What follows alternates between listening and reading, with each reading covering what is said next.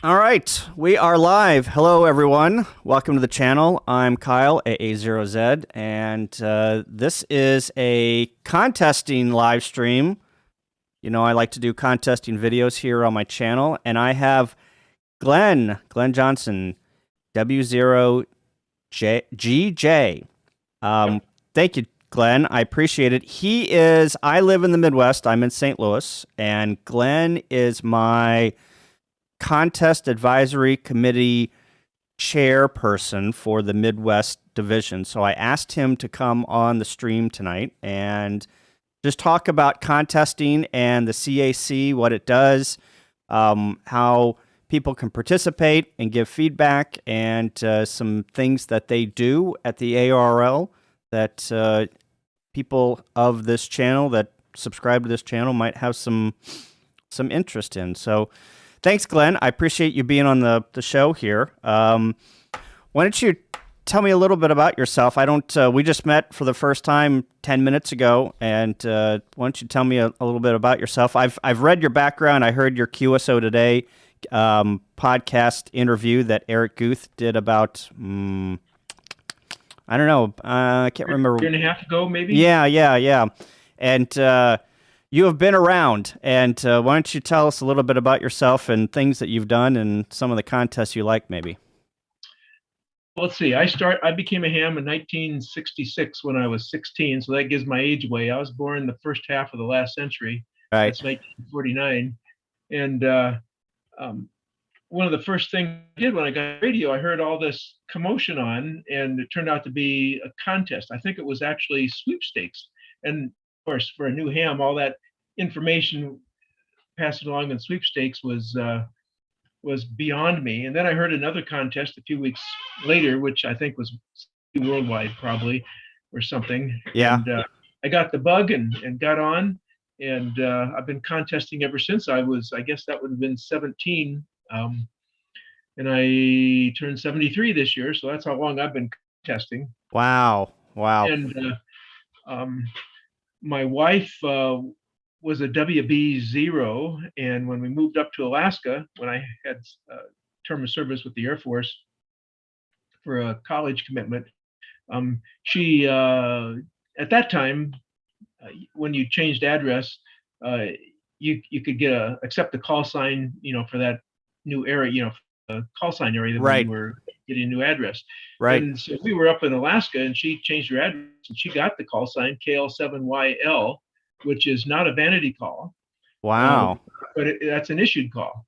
And then we had 4 kids, and they all got their licenses at a young age. I remember my oldest son, Mark, was 6, I think, when he took his novice test and, did the CW first. And Right.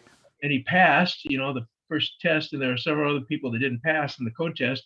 And then he took the written test, and somebody said, does he know how to read? Because he's just a little guy, but he got through it and passed. He got his novice when he was 6 years old. Oh my gosh, that's crazy. And then my oldest daughter, I think she was 7, and I think the other kids were like 8 and 9 when they finally got licensed. But all 4 of the kids were licensed, and we've all done contests, not just domestically, but we've gone down to the Caribbean a lot. And we actually had a family call, November 1, Johnson Joules, Joules, N1JJ. That was our contest call we used in contests. Because you were a club as a family, right? It's a family club, yeah. So wait a minute. Hang on. All of your kids and your wife are licensed, and their spouses that are married, and all of your kids got licensed under the age of what? The oldest was 9. That's awesome. So we all did a lot of contesting. They're not as active now as they would like to be, but my son Mark, he had 300 countries worked by the time he was 15. Oh my God. And he went with us in the year 2000. He was 14, and that's when we went to the Kingdom of Bhutan to do the A52AD expedition, and he was 14. And he made, there were some really well-known DXers on that trip. I mean, basically they're all, in the Hall of Fame. Right. And he made more contacts than any other person on the team because he was not going to let the old guys show him off. But Wow. he did RTTY, CW, sideband. He did everything, but he had more contacts under his belt than all the experts on the team. That is amazing. That's awesome. That is a great story. That is a great another story. time, one of these plaques. Well, I'll explain these plaques. Most of these at the top are DXpeditions of the year, and the ones below it with the blue globe from the contest we had this last weekend. There's 16 of them up there that are either, most of them are first place world or first place North America for the ARRL sideband contest. And that was just this past weekend. Right. Yeah. And those they all came from the Caribbean. So not from here. From Gotcha. So where would you work in the Caribbean? Most of them that you see behind me are from Turks and Caicos, and one over in the corner are from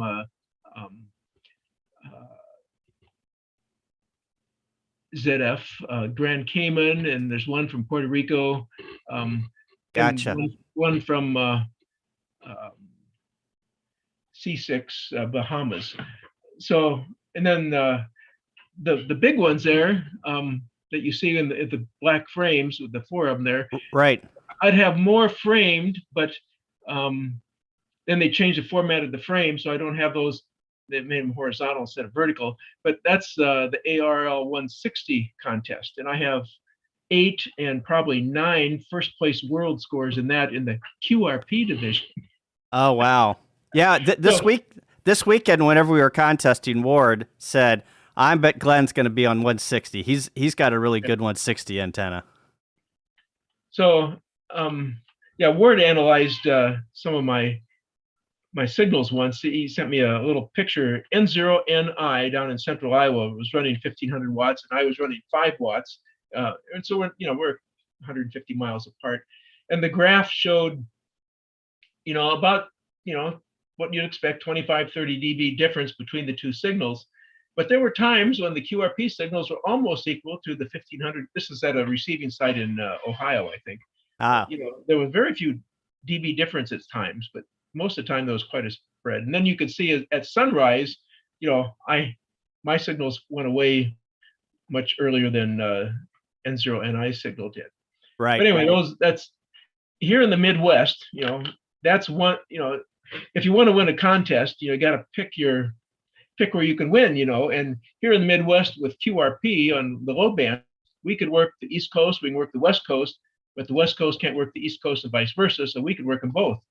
So that's how that works. Don't work much DX, of course. Right. Maybe a couple Caribbeans, but it's just a lot of fun with a good antenna. With QRP on 160, you have to have QRO antennas. Right. Joseph, W0GJ asks, what is your 160 antenna? It's actually 2. It's 2 full-size verticals that are spaced a half wave apart. They have elevated radials, and I can beam broadside and end fire. So gotcha. It's for DXing. It's basically a 1 call antenna, 1 or 2 call antenna, for a DXpedition. Gotcha. Yeah, we got a lot of people in the chat are looking at your plaques and saying, "Wow, that is amazing," and a lot of accolades here. Well, it was, like you said, there's a story behind each one, and some of them have been, I've taken some friends with me to the Caribbean to operate, and so part of them is theirs too. So I got a plaque, make sure they had a plaque too. But the last 4 or 5 here are all QRP sideband, from the Caribbean. Ah, very good. Yes. Gotta love the QRP operators, right? Yeah.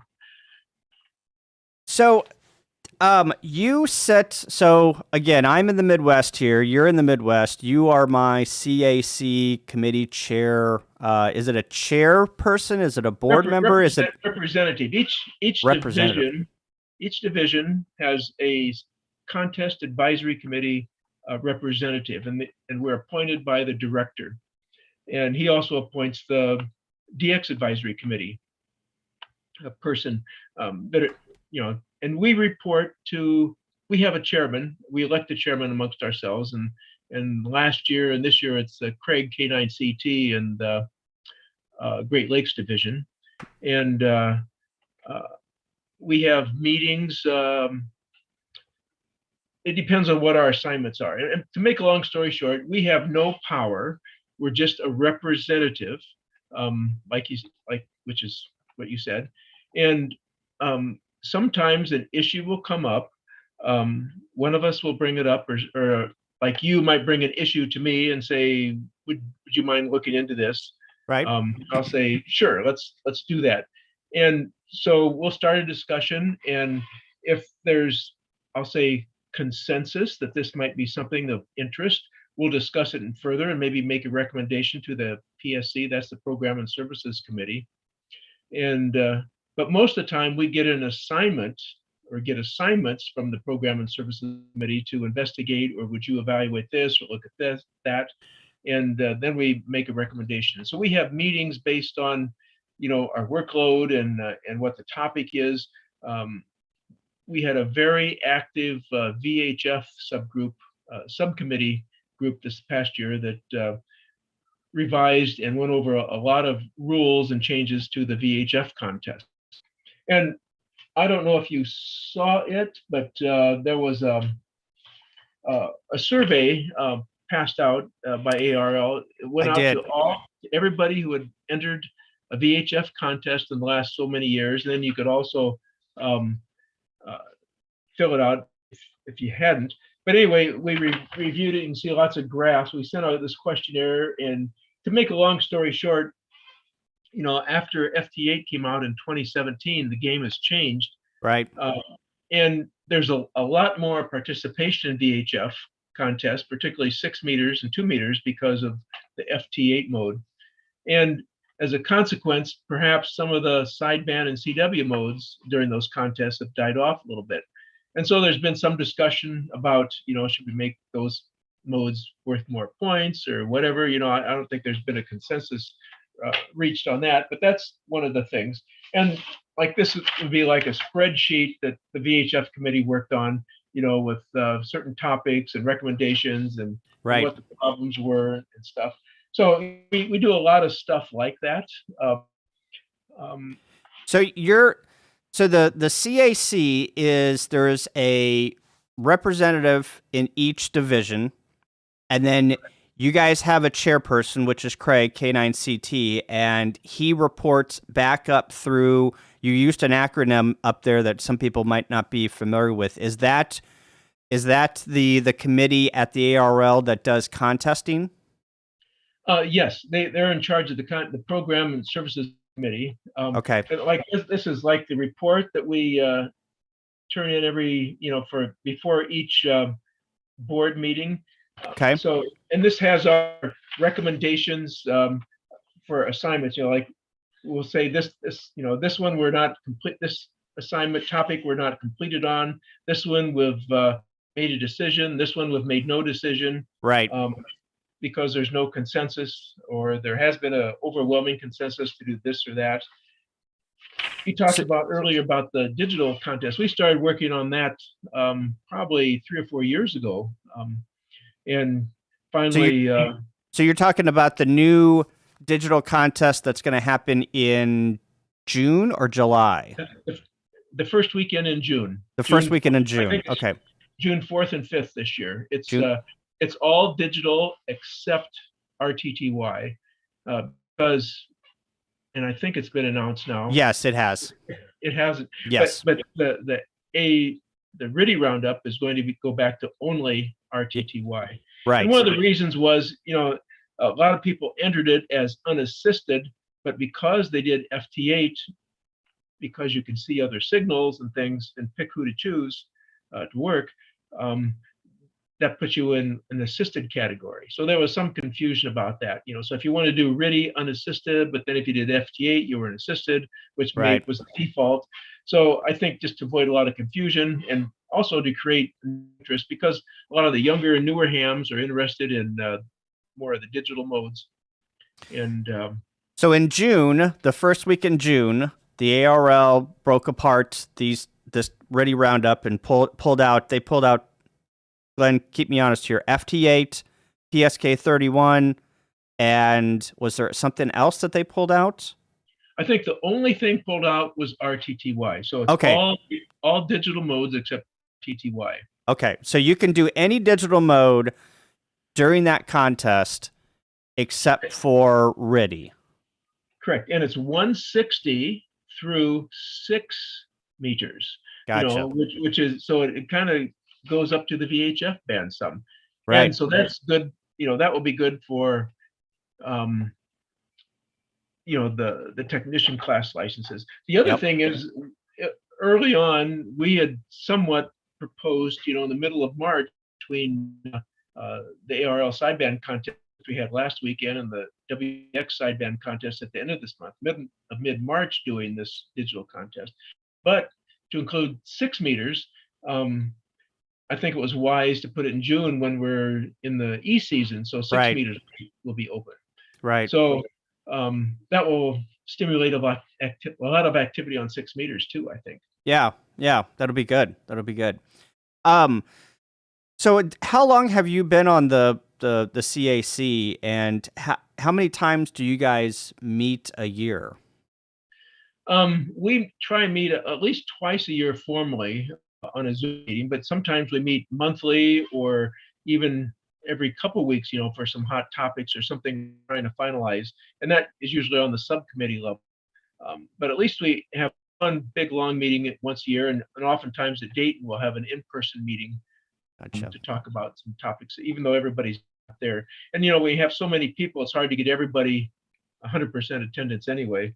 Right. I've been on the CAC since 2016, and the average person has been on 6 or 7 years. So I'm not going to say I'm ready to retire. There are some guys have been on for maybe 20 years. Gotcha.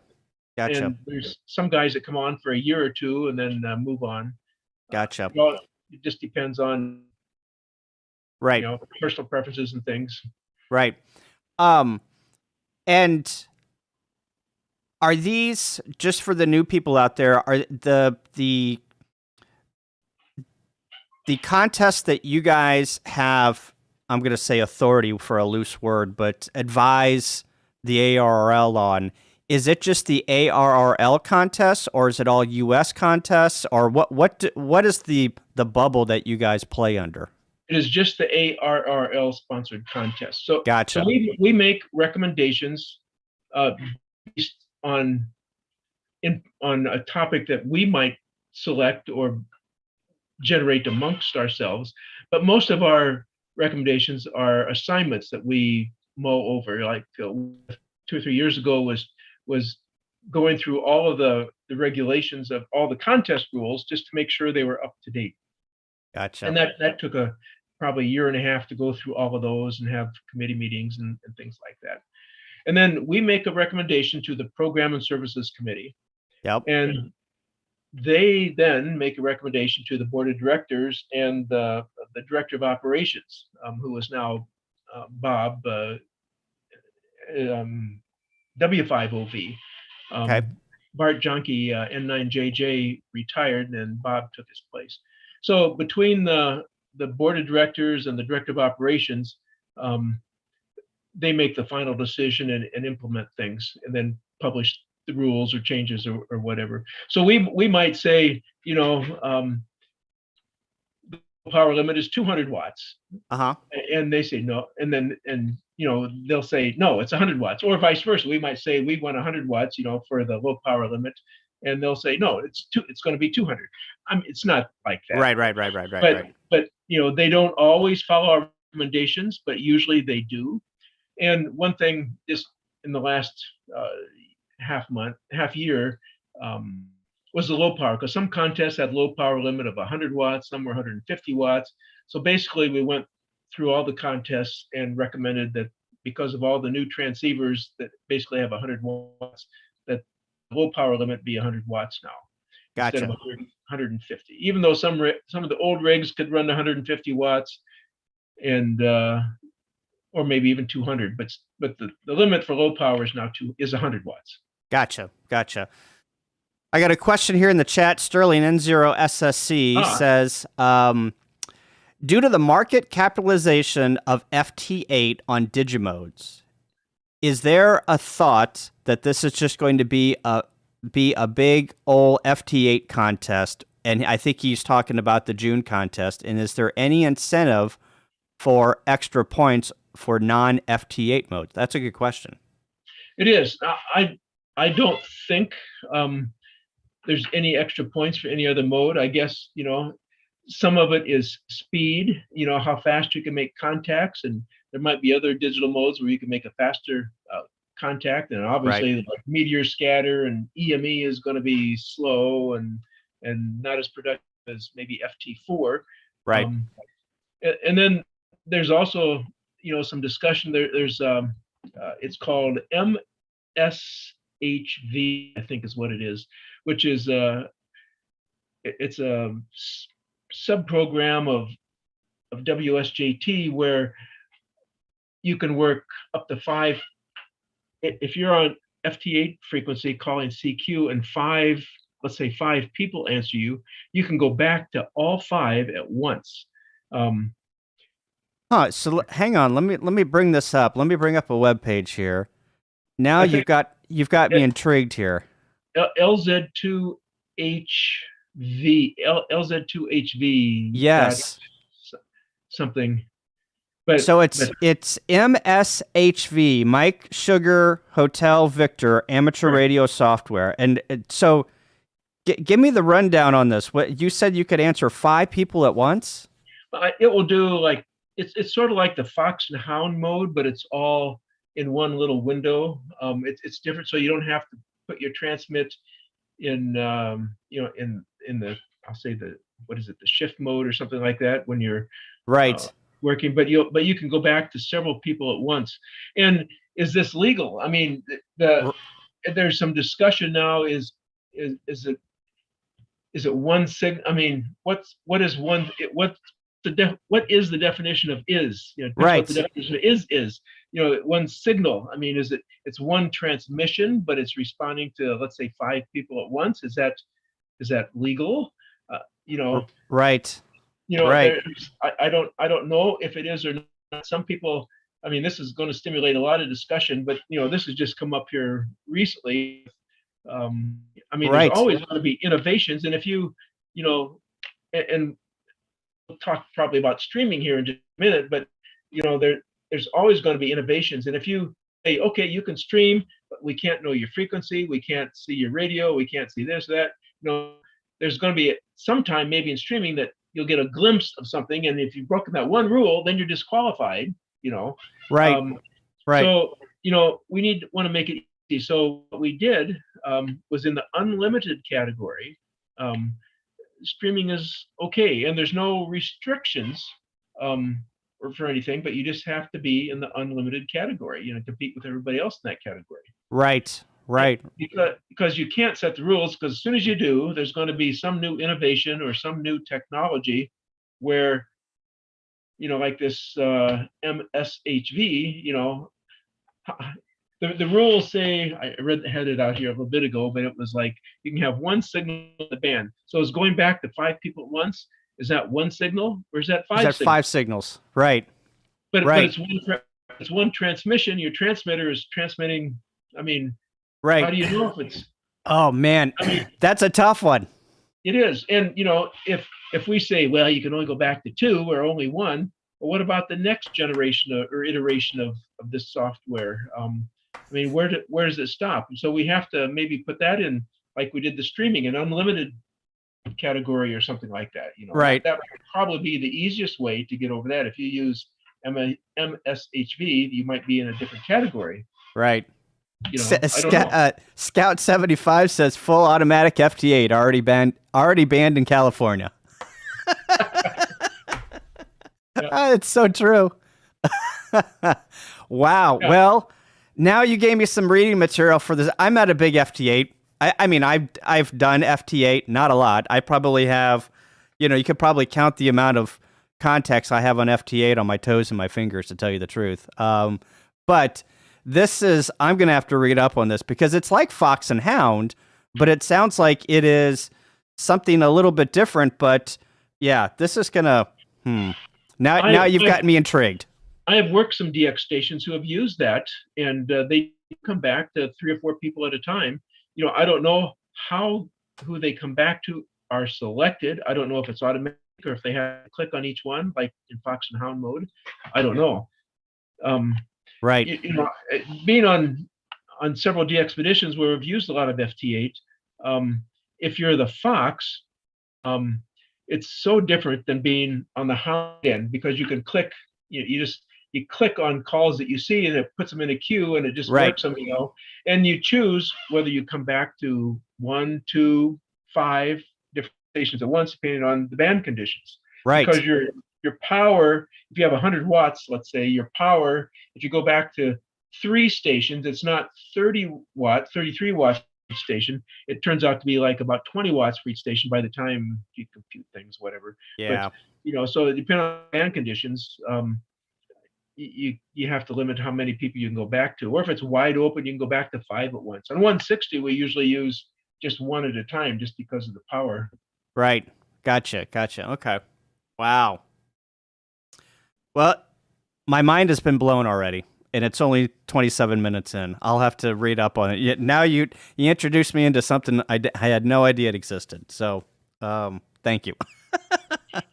I've never used it, but I've been on the receiving end, working DX that has used it. Right. And I think something like that might be used on 60 meters where you can't shift. Sometimes I think I have a flex radio, and I think that if it shifts, if you set up the Fox and Hound on 60 meters, it won't transmit because it thinks it might out of the channel or something like that. Yep, I could totally see that. Yep.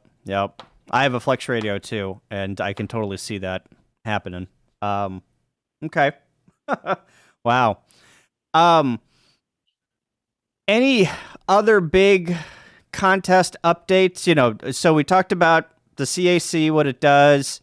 You guys just do the ARRL contest or advise the ARRL board on suggestions on the ARRL contest. There was one last week.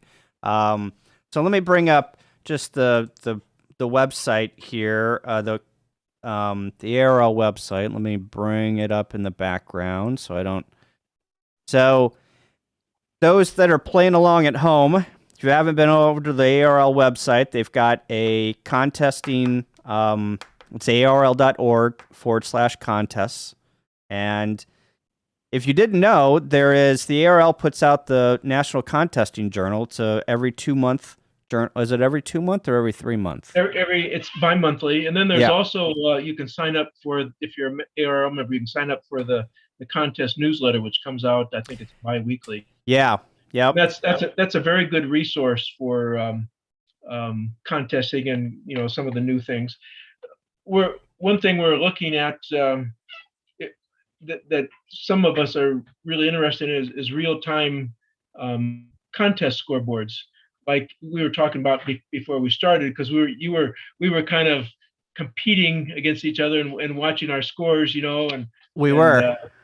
And I finally got ahead of you guys, but if we do that and make it, I'll say, mandatory, we could know the results of a contest, within an hour, with the right software. A lot of the contest scoring stuff, the log checkers keep some of their rhythms pretty close to their chest, so we don't know what they are, but right. It could be worked out. But there's always going to be an exception, like some contest expedition or somebody doesn't have internet, so there have to be some kind of a loophole made for those who don't have internet access. Right. And with data, it doesn't necessarily have to be a fast internet access, but it's um, And so I've got pulled up on my screen the online the contest scoreboard online website. And if you're not familiar with this, this is a scoreboard that reports real-time scores online that you can see how people are doing. So let's pick the ARRL DX SSB, and here we go. And it's a checkbox in N1MM, or you log into it, you put your credentials in, you send your scores up to this website, they aggregate them all together. You can do N1MM, you can do WinTest, you can do DXlog, a number of contesting pieces of software support these. But then here I'm bringing up, here's Glenn's score, 1.2 million, had 1,093 contacts and looks like 368 multipliers maybe. And here is us right behind him, W0ECC at right over 1 million points, right about 50 QSOs less, but only 327 multipliers. So as you work contests, you can basically pit yourself up against one another. And we were literally, we had this in the living room, and we would walk in and say, "Oh, Glenn's only 50,000. We got to get into that. We got to get in there and work it." And so you can easily find your friends on this website and pit each other against one another. And we got up Sunday morning to find out that Glenn had overtaken us, and he was off to the races. We couldn't catch him after he overtook us about 6 o'clock in the morning. So it makes it a lot of fun. And LOTW is working fine, but there's a lot of, I don't even think at the league they want to have LOTW version 2, but I'll say the specs for it haven't even been thought of, exactly what we want or what needs to happen. But that's contesting is something that could be incorporated into that, and within an hour after a contest, those who don't have internet, we could know who the winners are. Instead of having to wait for months, sometimes, because I remember it wasn't too long ago that you'd find out what your placing was like the month before the contest from the previous year. And that's, so let's talk about that for a minute. I think that is something that the younger generation doesn't understand, where, okay, I get done with the contest on a Sunday night at 6 p.m. I submit my log by 7 p.m. And, why isn't the deadline midnight that same night to submit your log? And then we find out the results at 7 a.m. the next morning. Like, why is that not a thing, And it's hard to say those things to, somebody's that is in their 20s and 30s that does online gaming, and they know exactly what the score is the second that the game is over, So I hear you. I don't have a explanation. Maybe there's some history behind it, but here in Missouri, they are notorious. I love the Missouri QSO party. It's one of my favorite QSO parties in the world, but man, I would like to know how I did not a month before the next QSO party. Yep. But they've forgotten about, the strategy and the competition and exactly and how you've done things better and stuff like that. And then sometimes I'll look in QST or CQ magazines. There's my score, but I don't remember operating that contest. So I agree. There's several of us on CAC that have a lot of interest in that, but to implement it, again, with this logging programs, people who don't have internet, and a lot of the comparing the score, doing the score evaluations, it does take the people that do it now a long time, and they look at some logs very seriously. I mean, very closely, for what's called rubber clocking, to make sure you do to make too many band changes in an hour, you didn't move the time a little bit, or do something like that. but if you did it in real time, you wouldn't have to worry about that issue because you wouldn't have time to rubber clock. Right, Um, right. The or the people that write contesting, logging, checking programs, if you find out who they are, one, it's a little bit of a secret society. But if you get a hold of somebody that says, "Hey, I've wrote some checking programs for X amount of contests or whatever the contest may be," man, they do not want to tell you one thing about what they're working on or how that program works in the background. I mean, you could probably figure it out, right? It's taking all the contests, it's putting it in a database, and is doing a bunch of rule checks to make sure that, like you said, there's no band change or there's band changes, and it's within the rules, and all the contest QSOs line up, by a certain amount of time period and this and that. But other than that, you start asking a bunch of questions, and it's like, hang on, I'm not answering any questions. I need to get my lawyer. But if I'm sure all those algorithms could be built, could be, I'm not going to say made public, but they could be implemented into LOTW2 or something like that, Right. Or have a subroutine for the well, just like the online scoreboard. It could. I mean, Yeah. that could do it. I mean, just the online scoreboard and not LOTW, but if it was LOTW based, everybody, everything be confirmed. Right. Almost everybody uploads to LOTW right away. That's one of the first things I do. I do my ARRL file. I do my AIF to import to my logging program. I upload to LOTW and right, and then upload the log for the contest. Right. I do that before anything else. As soon as the contest is over, just so it doesn't get done.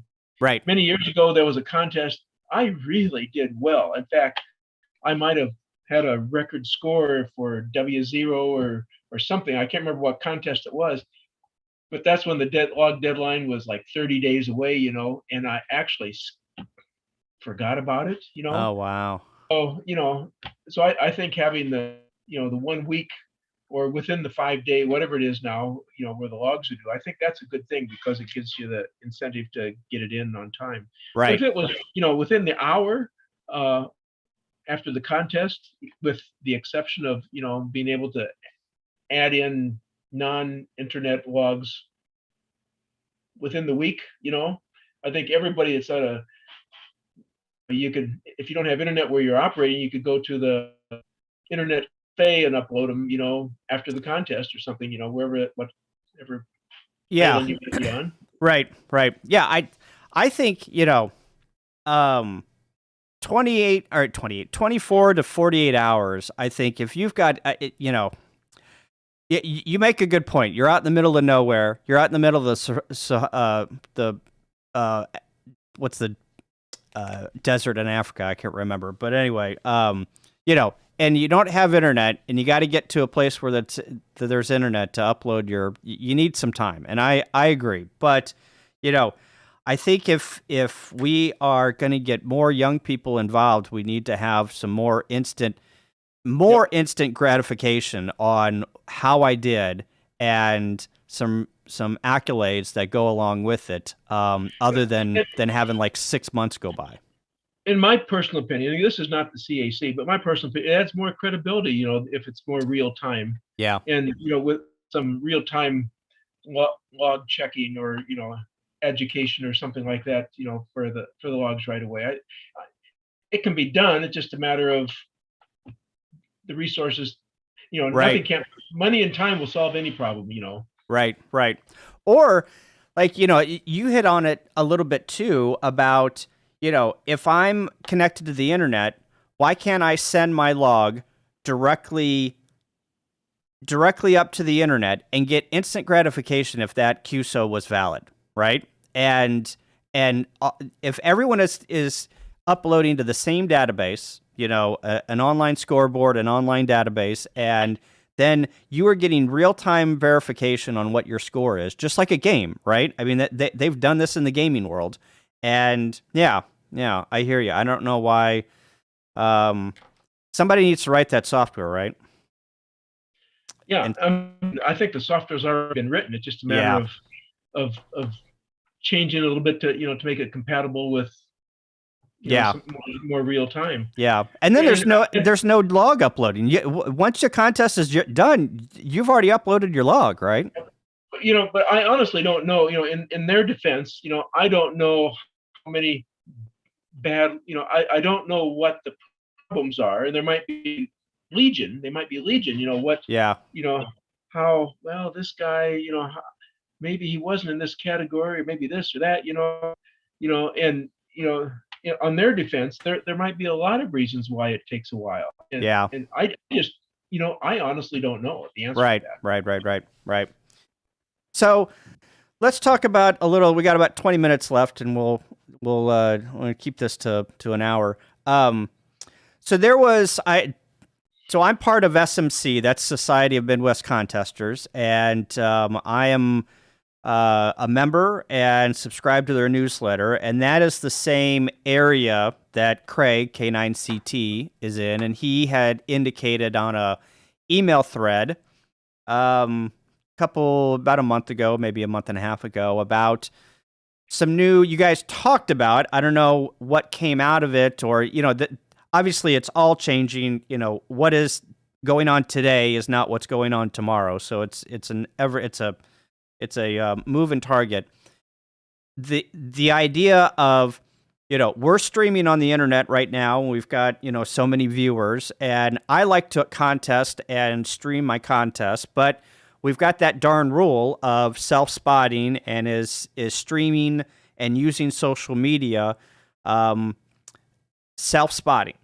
And I know that you guys had talked about that, or had talked about the use of social media in contests. And can you just give like a little update on what the committee has decided, and what are the things that you guys are keeping you up at night? Nothing's keeping us up at night. Number one, we want to encourage contesting. That's our goal, and also Right. to encourage new participants, because I think if you look at the sweepstakes numbers, the check number, when you were first licensed, those numbers are getting pretty old. But so we need some replacements for our contesting hobby, Right. our radio sport. And like we've talked about, a lot of the younger people, they want more instant gratification. Ray W2RE got some chastisement for Yep. streaming and disqualified, I think, in a contest because of that. Yep. But on the other hand, he's had over, I think it was in 2021, had over 11 million hits or viewers, at any, total. I mean, a huge audience of kids, watching streaming contesting. Right. And I think we want to attract those people. We don't want to turn them away and attract them. And I think that was impetus for self-spotting. 2 weeks ago in the ARRL sideband contest, I was sitting here and I would call CQ, and I could see on the band map over here on my side that literally within 20 seconds there'd be 30 or 40 robots that would spot me. And the same thing with RTTY, maybe not as many, but as soon as you send CQ, you're spotted. Is whether I wanted to or not, I was spotted. And that's through the reverse beacon network, right? Yes. And then, if you're on sideband, somebody has to go to the work to type you in, or some programs will automatically spot every contact or something, Right. But so in the unlimited category, I think we've recommended that you can self-spot. Of course, that set off a tidal wave or a tsunami, to oh no, the end of the world is coming. but that's just in the unlimited category, and it's basically to encourage the streaming aspect of it, and to encourage the youth to get into this contest arena. Right. So, it's not all it's not, low power, unassisted self-spot, you will be in the unlimited category, which is unlimited, basically means everything goes. Right. I mean, that's sort of the implication of it anyway. Is there going to be an unlimited category on on everything, on all ARRL Yes, contests? I think in the DX rules I have here. Yeah, I think that's part. I think almost all the contests will have Okay, um, gotcha. an unlimited. There's an unlimited category for Okay. even single band contesting now. Gotcha. So you can enter that. Yeah. And One what other. you're, yeah, go ahead. Sorry. No, sorry. Go ahead. I was going to say, just for the new contesters out there, whenever you enter a contest, typically the first thing you need to do is figure out what class you are going to be in. And that is what you're talking about. So you have to pick a class to say some contests have single band, some contests have multi-2, multi-single, unlimited. So all of these different classes, you have to read through the rules and figure out which one applies to you the best, and you have to stick to that class. You can't jump classes in between in a contest. You got to stick to the class that you have decided that you're going to submit your your logbook or your Cabrillo file to, and stick to that class. Correct? Yes. Yeah, and in the recent Minnesota QSO party, there was if you're in Minnesota, the power is 100 watts for that contest. I mean, I live just across the border. I use 1,000 watts, to work my friends, but I'm not in one of the Minnesota counties. And one of the guys just nonchalantly forgot and used his amplifier and recognized it, and so he submitted his log, but as a check log. Right. So I mean, just to be honest and fair, if you do something or runs accidentally some power, or if you say you're going to do a single band and do another band, that's okay. You can still enter your log in the all band, or if you could still submit it as a check log. But what we've done is sort of wireless association. I live in Iowa. I'm part of the Midwest division, but that Minnesota is in the Dakota division, but I'm still within the Minnesota wireless circle. And I used to live in northern Minnesota. But we have some intra-club competition between Team South, Team North, and Team Hampton, which is the Twin Cities. And the scoring, or who wins a particular contest, is not your score, because the population is not evenly divided. And like Team South, where I'm at, will have a huge score, and Team North, where it's less populated, will have a smaller score, let's say. But Right. the score is your improvement over the previous year. So It's a good way of doing it. get points for having a higher score than you did, the previous year. Right. So it's a self-improvement, and that is the impetus to help your team. Right. Gotcha. Yep. Anything else that you want to talk about on the CAC or contesting? I've got a couple of questions here that have popped up in the chat that are contesting related, but I wanted to give you a little more time if you wanted to give any updates or anything else that you want to talk about. WRTC happens every 4 years, maybe every 5 or 6 years, depending on the position. But it's going to be in Italy next year, and there's a number of operators that are going over to Italy for the WRTC contest, and that's usually the first or second weekend in July, on the dates. But it's usually the weekend after the 4th of July, and that's a 24-hour contest, and there is no multi-single 2-transmitter category, and I think, but that's what the teams that are selected to participate in the WRTC, that's how they operate. So I think someday we might see that. I don't know if it's going to be this year, but hopefully in the future years during the IARU contest, which is, like I said, that first weekend after the 4th of July, we should see that category. And that's you've operated a multi-single, and it's fun to do a contest yourself, but 48 hours can be pretty long. I'll tell you, some of those plaques up there, I was up 48 hours. Yeah. And I might have slept 2 hours or something like that. But, you know, the adrenaline goes and, you know, I'm getting too old for that. Yeah, that's tough. But, you know, it's a lot of fun when there's, I'll say 3 or more. 2 weeks ago, there were 3 of us here, and we had a lot of fun because one person's operating and the other 2 can quibble or plan or, you know, strategize during the time and just do other fun things. But this last weekend, I just had one guy come down because the other guy couldn't make it. And so he did 90% of the first day and I did 100% of the second day. And so, you know, it gets to be quite a grind, but we didn't have time to talk to each other because, okay, we'd just plug in the mic and headset and be off and running, you know. But I did take some time off to say goodbye to him, you know, when we left and have supper with him before he left. But, you know, that was really the only time we talked except when he arrived. But, you know, it's fun to do contesting with other people. And you know, for older or more established contesters, and it doesn't have to be a big station, invite somebody over to operate, you know, even if it's just for an hour or 2, just to see what you do.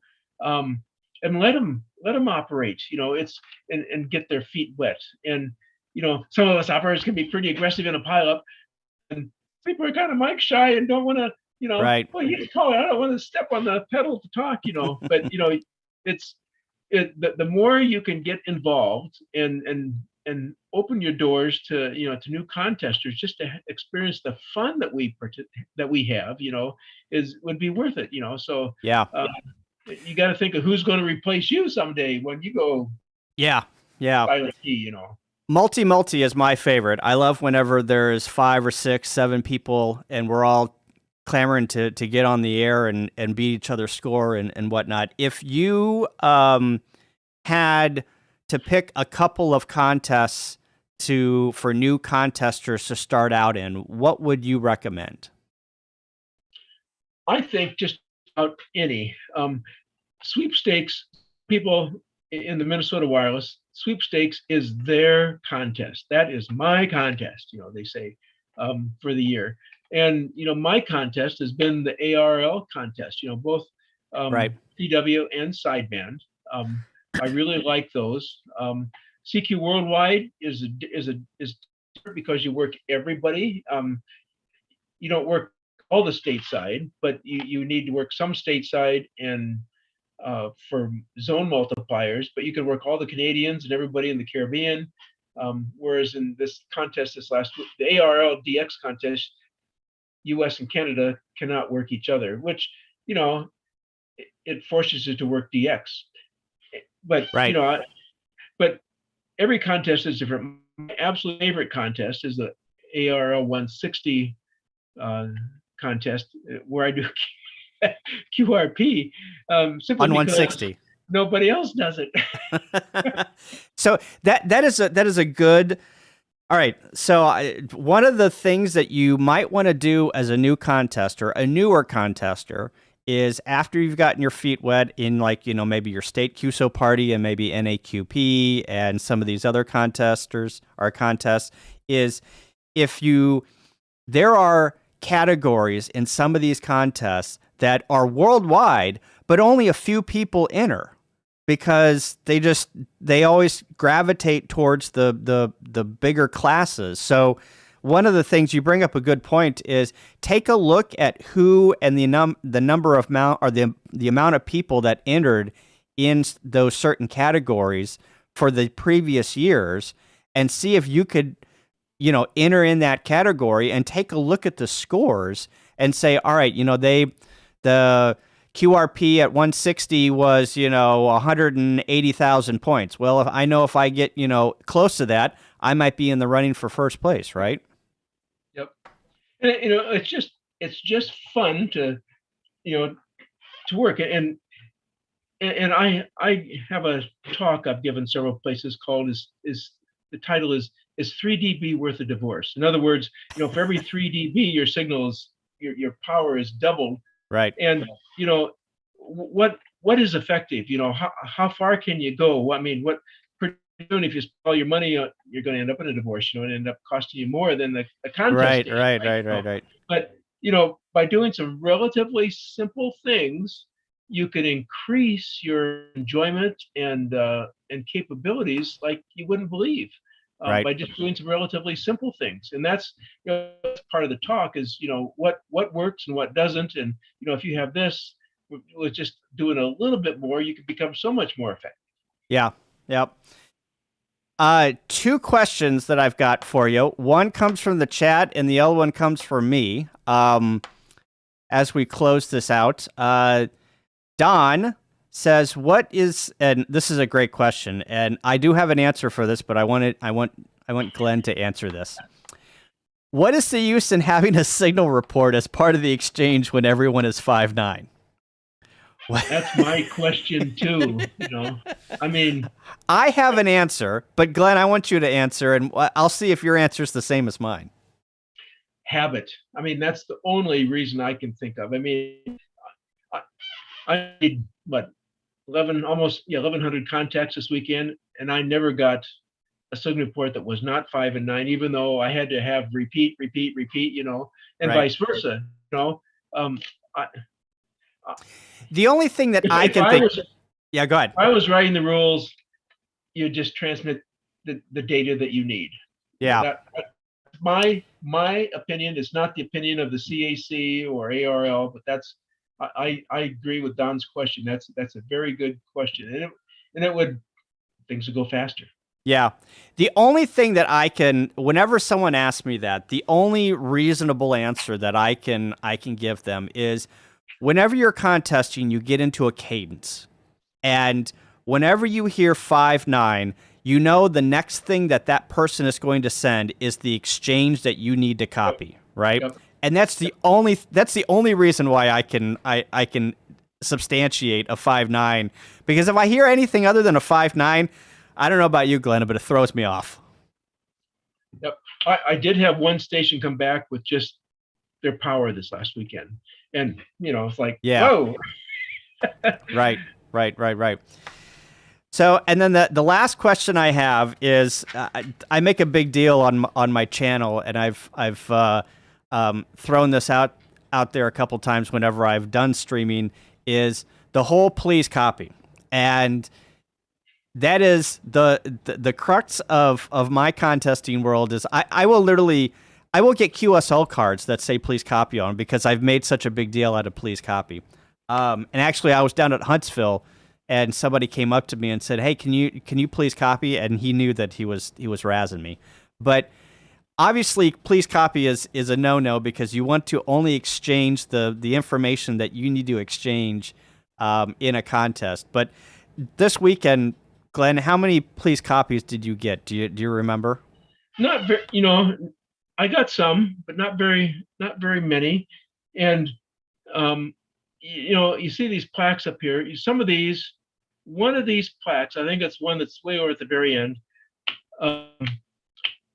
Myself, in one contest was 9,970 Qs. My goal was always to break the 10,000 Q mark. Wow. And I just came this close from it, but every split second counts, not every second. If you say, thanks, 73, AA0Z, you say, if you add that up over, let's say, 5,000 contacts over 48 hours, that's like 2.5 hours of saying thanks or something like that. It's 2.5 hours of please copy. Where you could make, another 500 contacts, in those 2 hours, when you're right at the DX, station in the Caribbean. So, every split second, and you go to, it's not 5'9", it's 5'9", 5'9". 5'9". One syllable. Yeah, 5'9K. 5'9K. Yeah. And of course, when I was doing this QRP, it was 595, and 595. I spent a lot of time explaining what 5 was. Yeah. 500. So, yeah. But 595. So when you're working thousands of contacts, every split second adds up to a couple hours over 48 hours. So Yep. yeah, but it does get you in the cadence. I guess that's the best argument for it, because you know exactly what's coming next. Right. Yep. So Ria's on here. Hi, Ria. Yeah, and Ria says silver contest don't even have signal reports, which is true. Yes, they do. Yep, that's right. Just like the new digital contest is going to be just the grid square. Yeah, right. And that and then your score is the distance between the grid squares. Yeah. Yep. Multiply maybe your power, but there's no high power in the. That's another important difference with the digital contest. There's no high power. It's either QRP or 100 watts. There's no high power in the digital contest. Okay, gotcha. So I think the moral of the story with this new digital contest is, one, you're going to excite a lot of the younger folk, maybe, and two, always read the rules and understand all of the rules before you start transmitting, because there's nothing worse than getting halfway through and being like, oh, I didn't know that I was not supposed to do that, right? Yep. So, all right, Glenn, it's 9 o'clock. Thank you for participating. I appreciate it. Maybe we can do this on a reoccurring basis and talk about contesting and what's new in contesting. That is my favorite part of the hobby, is contesting, that and POTA, and I love it. And I do more contests, I get better, just like anything else in life. The more you do it, the better you get. And yeah, I'd like to bring you back on after you guys meet for, and got something substantial to talk about, and we'll come back on here and talk about more stuff. When we meet, I'm not going to say it's confidential, but, right. But we might say, we went, like I said about the power, we might say it's going to be this or that, but the PSC have to make their recommendation to the board. I mean, so there's 2 or 3 levels up. So what we discuss on the CAC isn't always going to happen, but we do make some recommendations, and we're always trying to improve the hobby. And my last comments are, if you're in the Midwest, contact me, W0GJ at ARRL.net, or if you're in a different division, get a hold of your CAC representative. You can find it on the ARRL website, and let them know. And we get some things sometimes that are just off the wall, and we know would never. Somebody's got a feather, and it just they want to wave it around, but we know it's not going to pass. But we'll maybe discuss it amongst ourselves and get back to them. But we always try and get back to anybody who gives us a suggestion. Right. I've got the CAC website up here, and it's got the about, and then all of the divisions and who your division rep is. So if you have any questions about contests, ARRL contests, and contact them. But yeah, very good. Well, let me bring everyone full screen here again. Yeah, Glenn, thanks for being on. Appreciate it. And yeah, like to bring you back on, and we'll talk some more about contesting and whatnot. Maybe the next contest we multi-op that we do at Wards, maybe we'll be able to beat you. But that's right. So now we got to work hard to keep ahead of you. So right. All right. And that's part of the contesting, is the competition and being fun. And having fun doing it. And it is. It's all you're, like you said, you're always improving yourself. Yep, always learning. Every time I work a contest, I learn something new. And if you don't learn something new, then you're going backwards, right? So, all right. Thanks to the chat. Thanks to the mods. Appreciate it. Thanks for hanging out. Yeah, we will see you later, and to the next video. Thanks, everyone. 73. Thanks, Kyle. 7 3s.